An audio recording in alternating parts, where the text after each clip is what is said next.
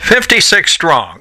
The class of 2012 at Turkey Valley High School. A great group of young people. A lot of achievement in this group and still yet to come with state track and baseball and softball for some of these seniors that are graduating or have graduated now. We're going to have the welcome from Chris Hoover and a few words of wisdom from him to the class of 2012. Plus, we're going to hear You'll Never Walk Alone from the senior choir members coming up on this report, being brought to you by the Farmers Mill in Proudhon and John Cuvalier of Insurance Associates of Lawler. Right now, let's pick up with Superintendent Chris Hoover. Seniors, I'd like you to look around. Take a look at all the mothers that are standing today. First of all, these are just some of the very many people who have helped you make it to your success with graduating today. One thing I'd like for you to do today is to make sure that you thank them. Not only them, but thank all the many people who helped you make it to where you are today.